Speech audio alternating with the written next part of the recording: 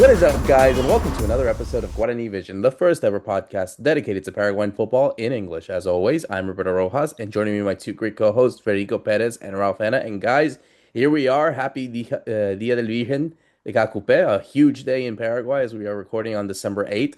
And I think there's going to be a lot of people that will be praying, and I feel like they got their answers prayed after one, seeing their team win the Clausura and the Supercopa for Cerro fans, and of course the World Cup draw that we saw from Paraguay the other day in Washington, D.C. Obviously, we'll talk about those in a bit.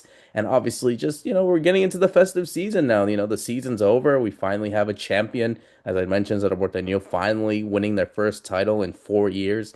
And then obviously doubling it with the Supercopa the following weekend. So they have two titles after going 4 years without winning anything. They win two in 6 days. I mean, it's a happy time for Cerro fans and obviously from Paraguay fans as well. Ever since getting that draw in the World Cup, we could talk a little bit about more. We obviously talked about it in our reaction show that we did, a really nice live stream that we did with all three of us immediately after that draw. That you could check it out in the link in the description below. I'll provide that afterwards. But yeah, it is kind of a chill time now with all the games basically over. All the attention really is for those that are abroad, those that are playing in this different countries around the world. Obviously, now it is the crucial moment for a lot of Paraguayan players to really step it up to not, get any significant bad form or injuries or whatever. And so, yeah, it comes at the right time. I guess I'll go to Fede first, who obviously was there on the scene for Paraguay in the big week. Obviously, with Cerro winning and obviously the draw. I mean, how is the vibe now in what has been a really big year for Paraguay as a whole in 2025? Hi, Roberto. Hi, Rob. Hi, to everyone listening to Guarani Vision. Great to be back for another episode as we're heading into mid-December already, guys. The first division football season has officially ended here in Paraguay this past weekend with the game for the Supercopa 2025 between Cerro Porteño and General Caballero. But, some players were already in the beach. Some players were already on vacations this weekend because first division was over a week ago, right?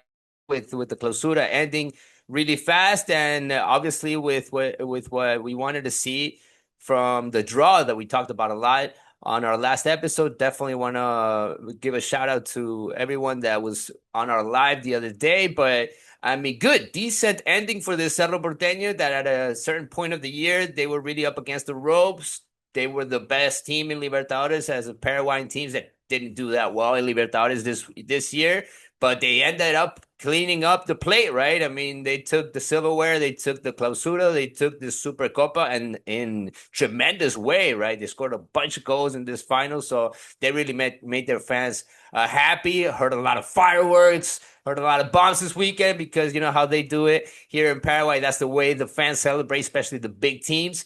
And definitely got to talk about what could happen next year as we see a lot of teams without coaches. I was making a list right before coming on the air. I've seen Nacional, Libertados de Mayo, Olimpia, even Rubio New that's going to come from Intermedia has let go of their coach. So there's a whole bunch of teams that really need to get on their stuff and start planning their 2026. But we got to talk about the ending of this 2025 season with Cerro Porteño, no doubt about it, being the big club that celebrated this past weekend. They really are the ones that are, the basically the happy ones all throughout the year, picking up two titles. Ralph, and I'll go to you on this one. But yeah, it feels as if though it was a long time coming, and I say long time because 4 years for Cerro Porteño is a long time, but it comes at a long time and at the right time. Obviously Cerro Porteño will be having a new president come 2026, so clearly they are coming in with, a new start, obviously coming off as champions, so that puts even a bigger target on them. But it is the ideal ending, I guess you would say, for the Sapak family to get one more title before they leave. Or two more titles. There Yeah, you go. yeah. Yeah, that's it. Good to see everybody on here again. And I mean, it was a really great time for Cerro fans, especially I think at the weekend in the Supercopa because there was all the tension about the league and like finally winning, and it would have been a big kind of upset if they didn't win the league title. And then they had the Supercopa against an already relegated General Caballero, who were there because they won the Copa Paraguay. And that game, when it was 2-2, it was like a bit, okay, again, oh, maybe we don't care too much about this cup. And then Cecilio Dominguez had a really great kind of second half of the game and ends up putting it to bed, and they run out 5-2 winners. And then it's like, okay, now we're having this big excitement and party because not only have they just won the second title, there's no more football now for a good 6 weeks at least. There's a holiday today as we record on the Monday, so they had a big long bank holiday weekend to celebrate, and you felt kind of all that relief washing over, and then that time to reflect on what has been. I would say it was like a difficult year. If you go back a year, that's when Cerro brought in their new coaches, their new sporting directors, all this kind of thing. They tried to make a big impact. And at the middle of the year, it was looking like, uh-oh, we haven't done this, especially with the Libertadores elimination. Then it was like, ooh, is anything going to happen? Is anything going to change? And then they just got those results, got those results. Bava came in, as we talked about in the last show, and won those final games for them. I think 6 of the final 8 games he won, and that took them to the league title. And now with the Supercopa, is kind of the cherry on top. It's so interesting how these like 6 weeks, I would say like month to 6 weeks, has kind of changed the whole year and the whole almost like the whole perception of the project with Cerro. One thing just to note that I found really interesting in their final league game, I think Iturbe was the only player that had come through the academy, and he's obviously returned to Cerro.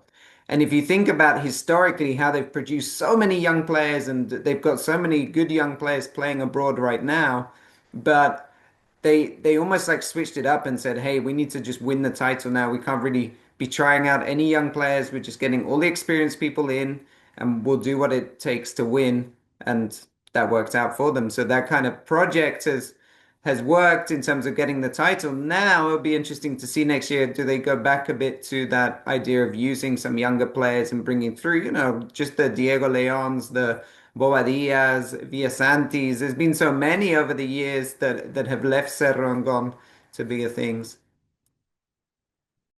Yeah, no, totally. I think it really comes at a good time for them. And I know it's going to be a big year for a lot of these teams, and obviously we saw some awards be given as well, Fede, to a lot of these players. And one name, Blas Riveros, I think kind of stole the show. And look, and it also has come at a right time as well for him on the national team. I think him in his form for Cerro Porteño comes in a time where, he could be considered for Gustavo Alfaro on that World Cup squad, and, we'll talk about the draw in a bit, but I think getting a player like him that is, doing well, is a champion, and is performing in a position that I think needs Paraguay needs some improvement in. I think him showing off, and maybe some others could also be in consideration too, but his sort of performances has really got the attention of everyone to see that like he was worth it and a deserved MVP. It was a huge award for him, right? I mean, I don't know if it was in his radar when he was coming back to the country. I mean, the left back winning the MVP, usually give that award to a center forward, somebody that scored a lot of goals, a goalkeeper like last year with Olveira, that that saved a whole bunch of goals for Olympia. Had a tremendous year. The injuries didn't let him have the best year, but Blas Riveros, ever since he came back to Paraguay, I mean, he just flew by everyone. And how many assists he had, he was so important in that sense, and the experience that he also brought to this team. Physically, you could see that he making a difference. I mean, Cerro Porteño's fullbacks along the year. I mean, in the first half, I don't know. In the first half of the year was probably Alan Benitez, right? The best Cerro Porteño player, and he left the country. He went to Brazil. He left because he was really playing well. So then you had Blas Rivero take over on that left side, and he just had a fantastic last 6 months, playing constantly, going back to the national team. And after these friendlies, guys, I mean, he went through the whole situation of having to be hospitalized because he came back with the virus after these friendlies in the US. And you thought that he was going to be out for these last games, but no, somehow he was able to get out of the hospital the same week that they had to play that last game of the Clausura, and he was a starter. And to me, that was a message. I mean, I don't want to be out of this important, crucial game of the year. I want to be there for my guys. I want to be there because I've been this player this whole year. And And I love that from him because maybe in the national team you kind of need that also, players that will play through it even. And Blas really played through it. And he wanted to be one of those leaders in this team in the locker room. Also, I think he's usually not one of those guys that calls out the rest or talks much. He's usually kind of low profile, but I think he really felt he made his presence felt in this team, and game by game he really gained not only the coaches' confidence but also the fans. And let's not forget, I mean, this player was pretty much born in Olympia. And when they brought him to Cerro Porteño, they were thinking, okay, how is this player really gonna adjust here? But we never talked about that situation. I mean, the fans never pointed at him because he was an Olympia player. He really was professional from the first day, and I'm really happy to see him win this MVP. I don't know if you guys think there was somebody else that deserved it along the year. I don't know. There was a whole bunch of players that really stood out, but nobody as stable, especially in these last 6 months, as Blas Riveros from Cerro Porteño. What do you guys think? What to say, Ralph? What do you think? Is there anyone that really stood out besides him? Yeah, I mean, I think from if you just looked at Cerro, because you always have to look at the champions first, I suppose, then Iturbe is one of those players that he did end up scoring those goals when it really mattered, and that wasn't necessarily going to be his job. Like Iturbe, I think came in and was going to be more like Cecilio and be a bit of a creator of things, and then we'd have the striker that scores goals. But Cerro had that problem really the whole year that they never found that one number nine goal scorer that they could rely on. It wasn't Amarilla. Yeah, Araujo came in at times. Aliceda's okay coming off the bench, but there was never that one scorer there. Torres as well. So Iturbe took that mantle up, and I think he got 16 goals. So he got an award for being the top scorer. So there's, maybe one player that you could think in there.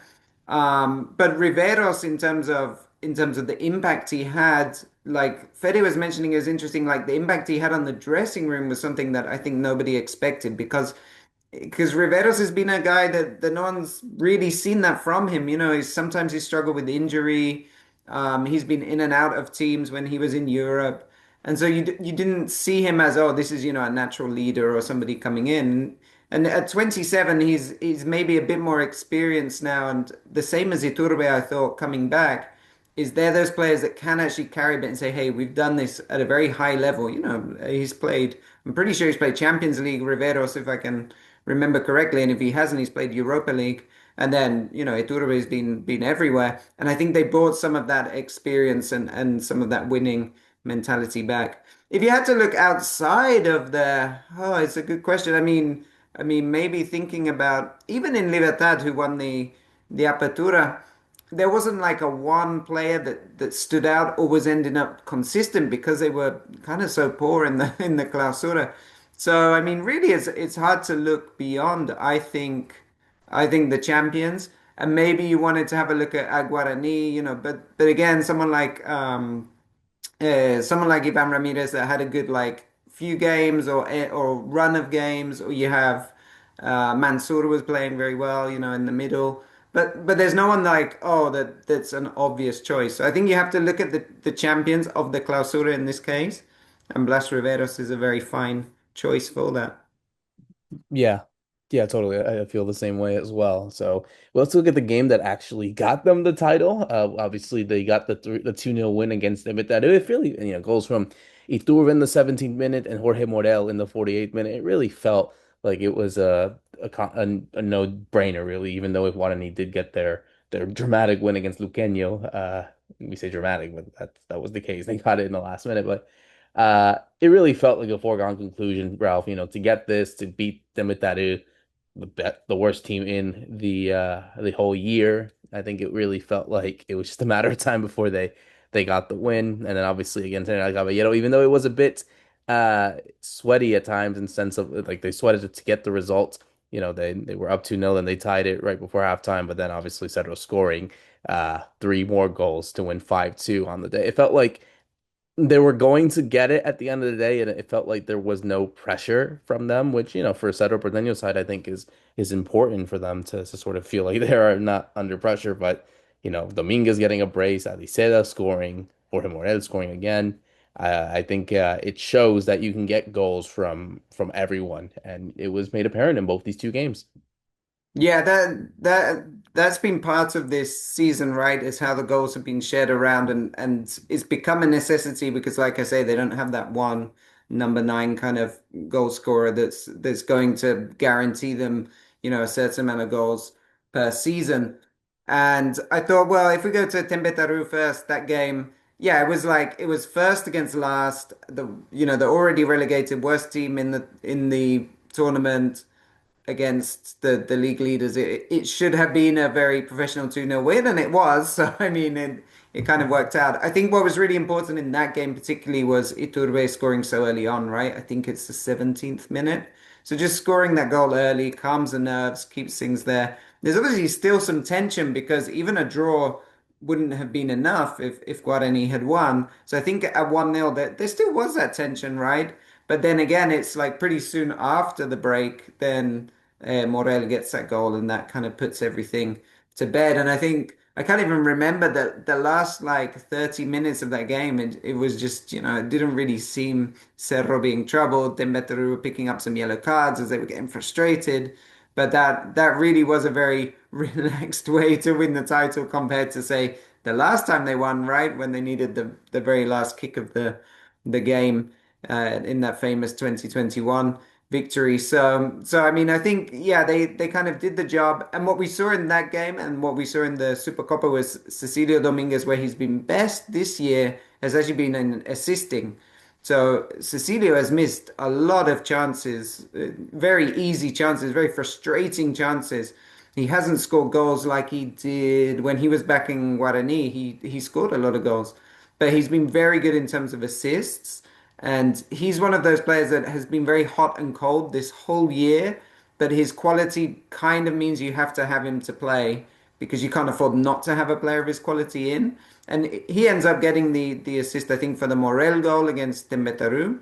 But then he's really good with his two goals and his kind of overall play in the Supercopa, where he really did make a difference there. And it was interesting because it's like as you're coming to the end of the year, he's like maybe reminding people so you keep that faith in him for starting next year. And with Cecilia it's been all these times that we've seen him, it's always been like, can you just string that form together for four more games or for five more games? Because he's often hot and cold in terms of two good games, two off, two good, two off. And a lot has come down to fitness. So if he can have this good preseason, stay fit, then it could be very exciting, I think, for Cerro next year. For me, it was a boring game, guys. I mean, Tempe that it was never in it. They were not a competitive team in this game. They were not a competitive team during the Apertura, during the Clausura. They barely won games. They were really not up to it in the first division. Too bad for them. I thought they were going to have a better run this year. I thought, they had a long-term project, but quickly they make themselves back to second division. And as for Cerro Porteño, I mean, it was just about stabilizing the boat, I mean, just taking the right decisions, making the right decisions from the coach ever since he took over. Jorge Baba giving, confidence to a lot of these players. I mean, from the goalkeeper Alexis Martinarias, which is already something that the last coach had already decided, but how important was him also in this run, right? I mean, he really took over in that spot, and nobody's thinking now about hiring another goalkeeper for next season because of the way that he's ending the year, Alexis Martinarias. And then you got in defense, also, I mean, with Perez and Gustavo Velasquez playing regularly, this team really looked good, solid in defense. I think they found that structure back there to really let the team do what they needed to do offensively. That's the I believe, the balance that they didn't have with Diego Martinez. They were sometimes way too offensive. Sometimes they were way too defensively. You never got that balance. And I think they got it with the new coach, Jorge Baba. I think he came with the right decisions, with the right mindset, and reading everything that was going on in that locker room, because you have a lot of quality, you have a lot of really good players, but you had to put it all together. And we got all those individual good performances, like I was just mentioning, from the goalkeeper, the defense, Jorge Morel, you guys mentioned him also scoring in this game against Tembetarir. He scored a bunch of goals this season, and he was really important also. But for me, it's always come down to Cecilio Dominguez and Juan Manuel Iturbe being fit. I think I talked about this several times last year. Last year we missed them a lot. They missed a whole bunch of games, and I think that hurt a lot of Cerro Porteño's chances. They were able to play enough this season to make it happen for this team. Cecilio, obviously, like Ralph said, could have scored a whole bunch of more goals.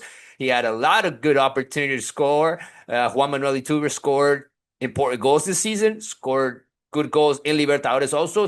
I think he was probably the best offensive player that this team had during the whole year. That's why Ralph mentioned him, maybe even as one of the MVPs of this 2025. And maybe the sour note was the center forward, right? I mean, they never found that nine between Jonathan Torres, between, a couple of players they also signed. Luis Amarilla, he never got stable with that number 9 jersey. Maybe it's something to look for the future, right? Find a good center forward to really mix it in and see if they can do something in the Libertadores that's coming up. But to end the year with a beating and stomping pretty much on Atembetaré and winning it that way, you guys know how I feel about it. For me, the end of the Clausura was that win against Guarani. That's when Cerro Porteño took over and they never looked back.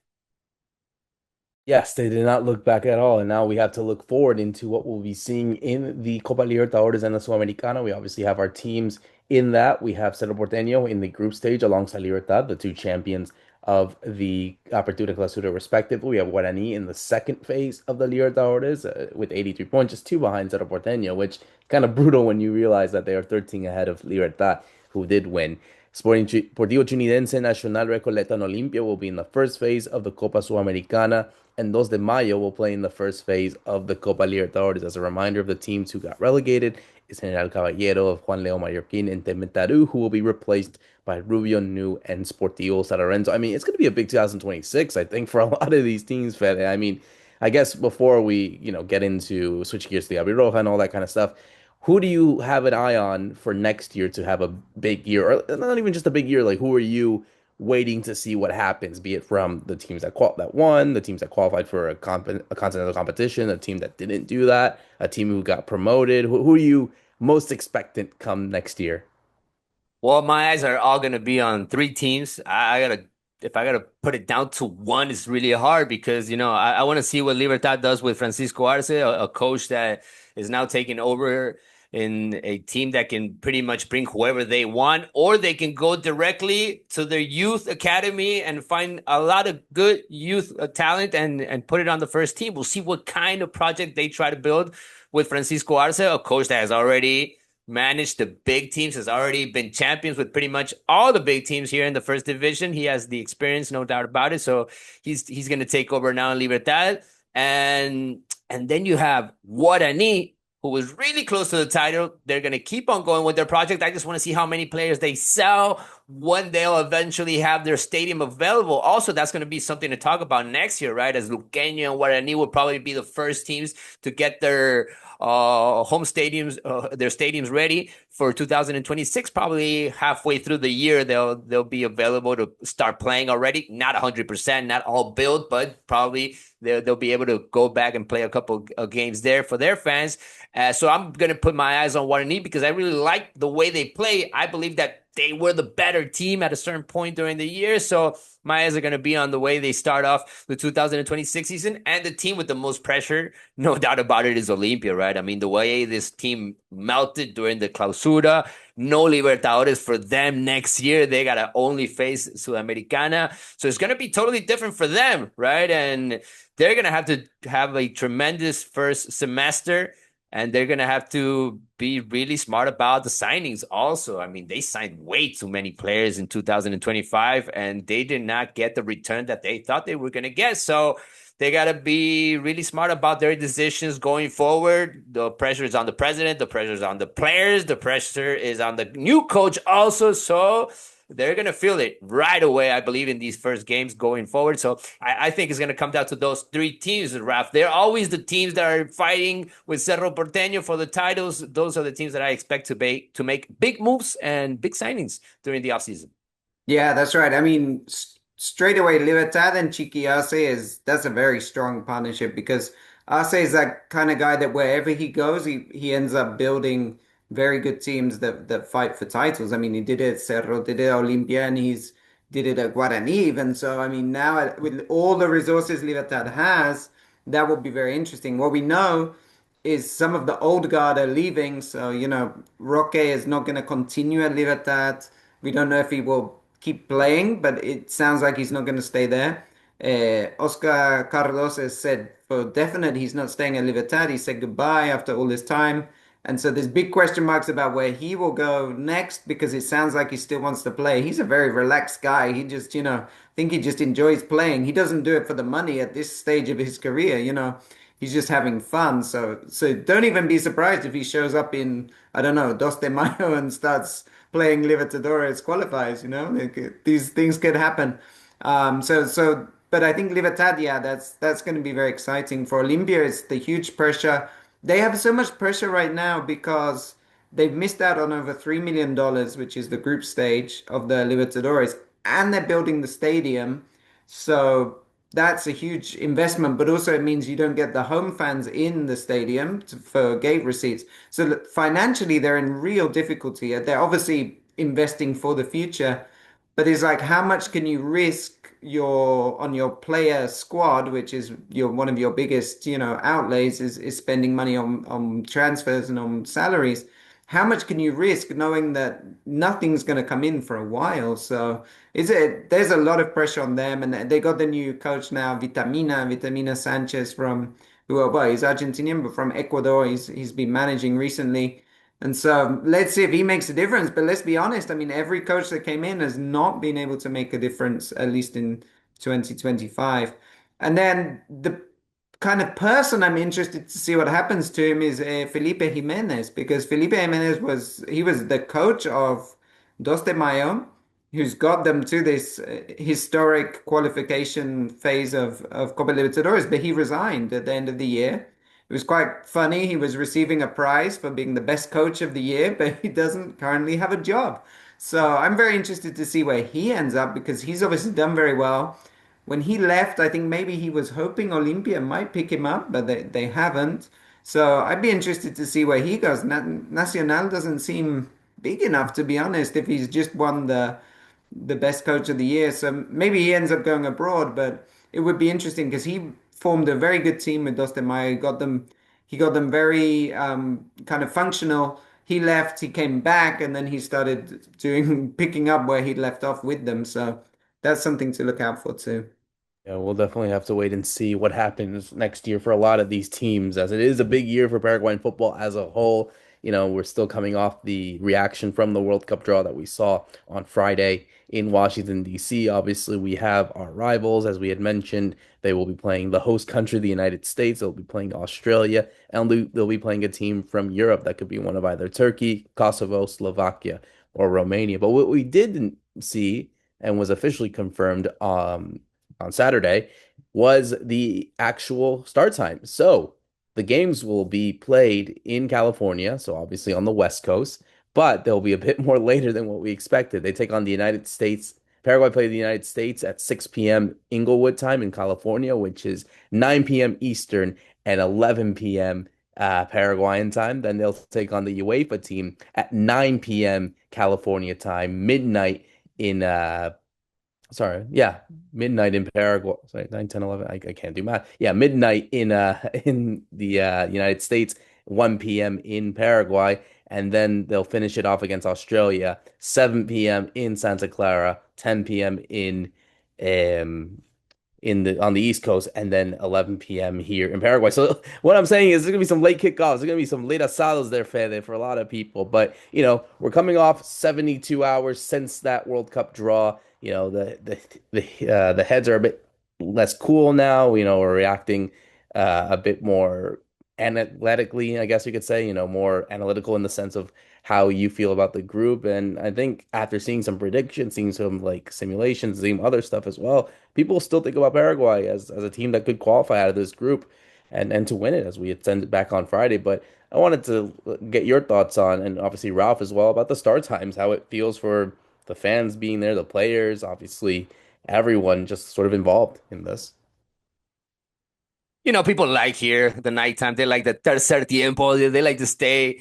late times to just kick it around after we're probably playing with the boys, having fun at night. So I think it's just gonna be part of the activity of just staying late and enjoying the football. It's the World Cup. It's gonna be probably a long day waiting for the game, but maybe just a nap right after noon could ease up the day. We're gonna be anxious about these three games. There's enough days between the games, which is something that I'm very interested in because this gives you enough time to get your team ready for the next match. We play the 12th, and then we play the 20th, and then we play the 25th.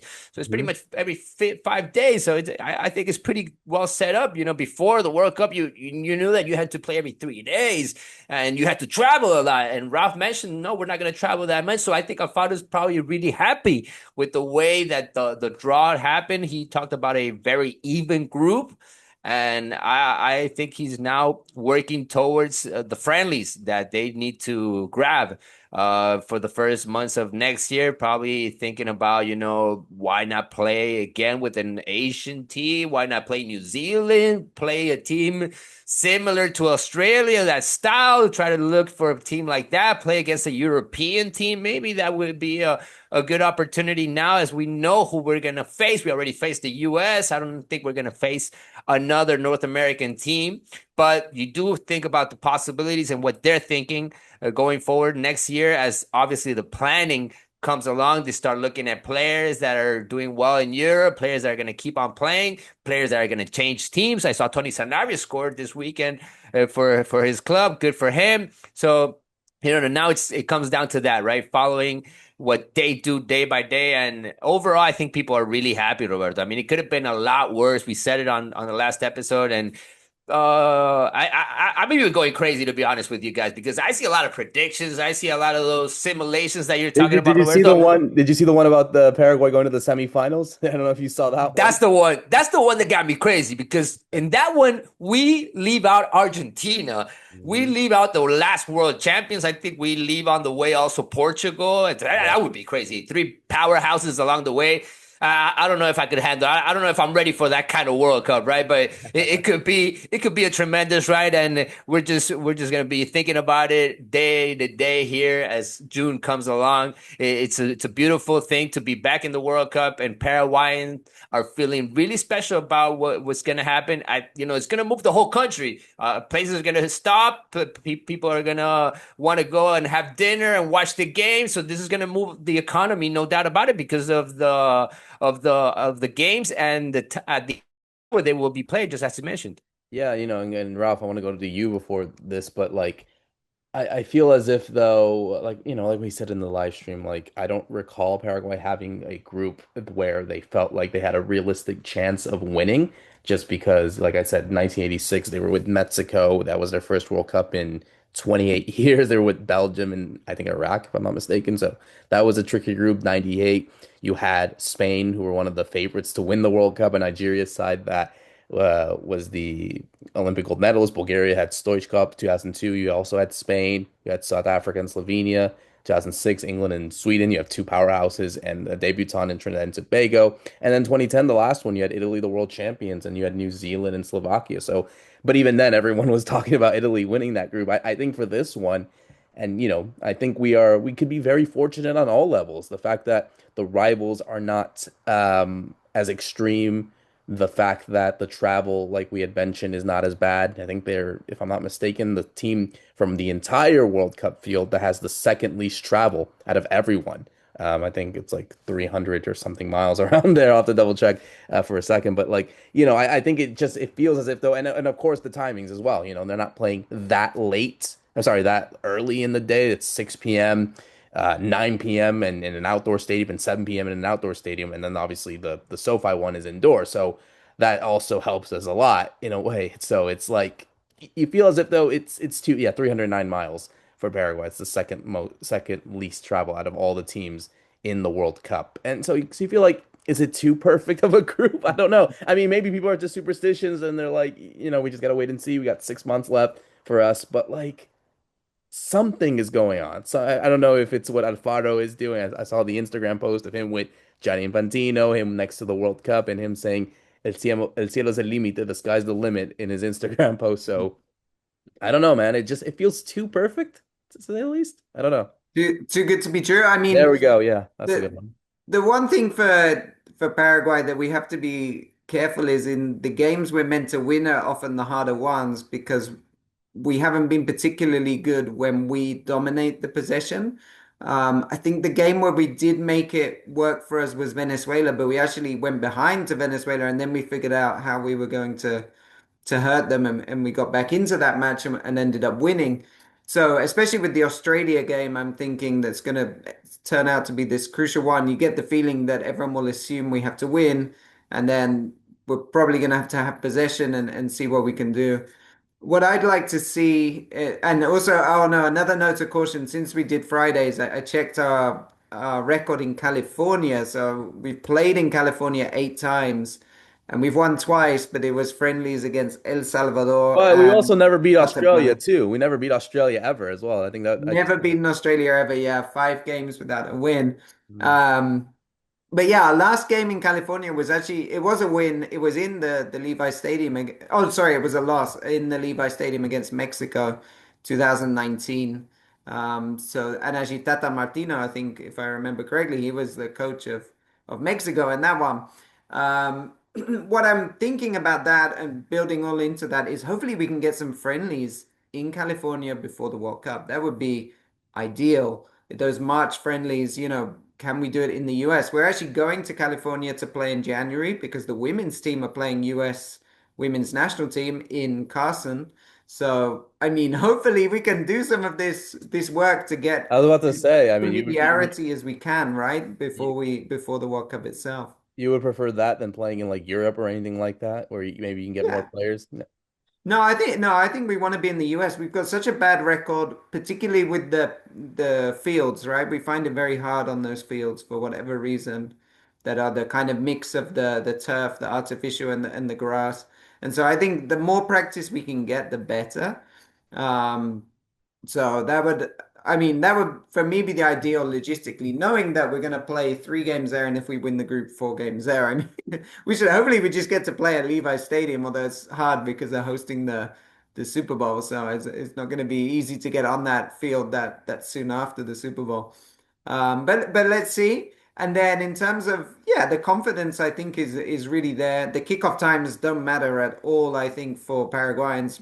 Most Paraguayan those Paraguayan players, they will have grown up playing at night. I mean, in the evening and at nighttime. It's just what you do, right? In Paraguay, you train super early, 7:30 a.m. before it gets hot, and you play very early if you're youth teams. But if you're playing with your friends, you play. We have 10 o'clock kickoffs, we go and play then. So I don't think that's a problem. And the same for the fans, like Fede said, is a great excuse to stay out late to have an asado to also I don't think there'll be work the next day from what we're hearing. The president's very much behind this World Cup and the government's behind it. I don't think they're gonna make people work the next day after a Paraguay game. So I think that's a small detail. It won't be a big issue at all. But the one thing I'd like to see is try and get some friendlies in California before we go there for real. But surely they need to do a despedida in Paraguay, Fede. I mean, that would be nice considering they probably won't play.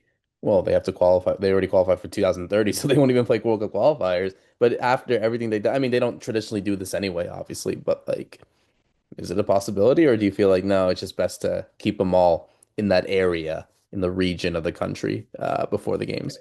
Well, we heard that from Alfaro before the draw. We nothing after the draw, right? That they want to play here in Paraguay. But yeah, I think they will leave one game for Defensores de Chaco to try to get fans with the team and just to try to give them that last good, before they go to the World Cup. We'll see who they can actually play. I'm looking at, the list of teams that are going to play the World I was Cup. about to You're say, probably going yeah, to you would have to go for a lot of the countries that play the South American teams, I think, and also from different continents. So you have like Uzbekistan, you have, I'm trying to think as well off the top of my head, but you have Curacao.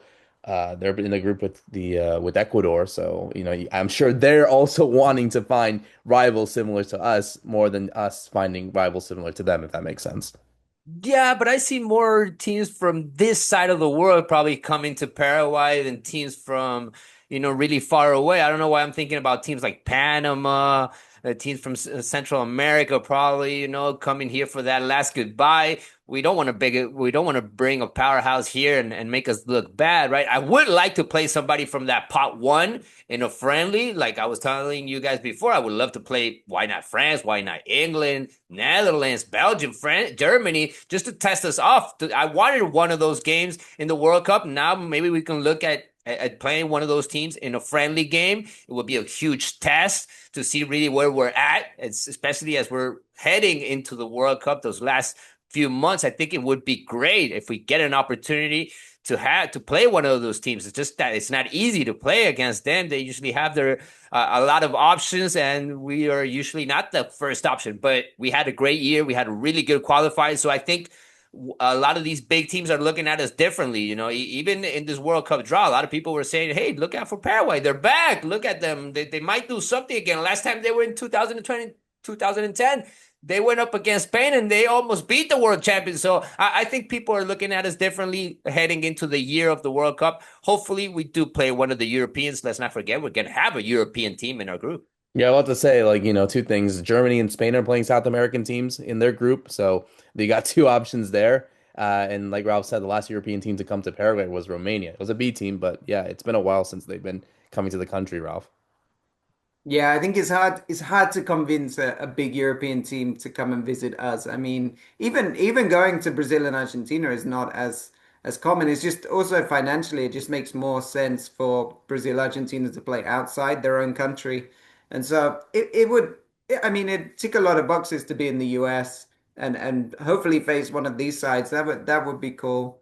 But then if you're talking about teams coming to Paraguay like we were before, the Panama shout is a really good one, or Curacao, right? I mean that although all the Curacao players are actually in Europe, so they'd have to make a long journey down. But I think those could be one of the matchups. I mean, we saw Alfaro was sitting, by the way, at the FIFA forum, with all the coaches. He was sitting on the table next to Popovic of Australia, who we're going to face, but also Becachese from Ecuador. Maybe they're swapping notes, right? Because of Ancelotti, course, he was there as well. I saw. and Angelotti's on the other side. Yeah, he was giving some tips to Popovic about how to beat Paraguay because he's done it himself, right? So we got to be careful.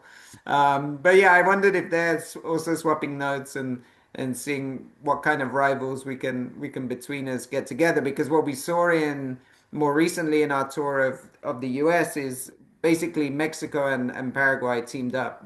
Sorry, Mexico and Paraguay, Uruguay and Paraguay teamed up, and we played Mexico and US and like swapped. That's usually the best way to do it. So we need another team to go, and we play the two friendlies and we kind of swap, and it makes sense for everybody. But yeah, I'd really like to see us in the US. I mean, a goodbye game in Defensores would be nice and all that kind of thing. But honestly, like I think is down to business is getting there and practicing on those pitches, because I really do feel there's a difference in with the turf mixed with the grass. The ball just moves differently, and apart from the few MLS players we have, that's going to be different for everybody else that they're used to. Yeah, and of course these games are on turf, if I'm not mistaken, or actually I think Levi's has grass, but SoFi does have turf. So it's like, how do you handle that in that sense? It's going to be two different sort of two different sorts of fields that you're going to deal with. So yeah, we'll have to wait and see. Obviously everyone in Paraguay, and I'm sure even the Americans, the Australians, and whoever the Europeans get are going to be circling all the rivals and just kind of over analyzing this all in the next few months. And yeah, it's going to be exciting to see what happens. Obviously, we have some big matches to obviously look forward to in Europe. Obviously, we have to see how our Paraguayans do abroad. If anyone makes a transfer, obviously the seasons are done in or almost about to be done in South America. So maybe some players make some big moves in January with the transfer window opening.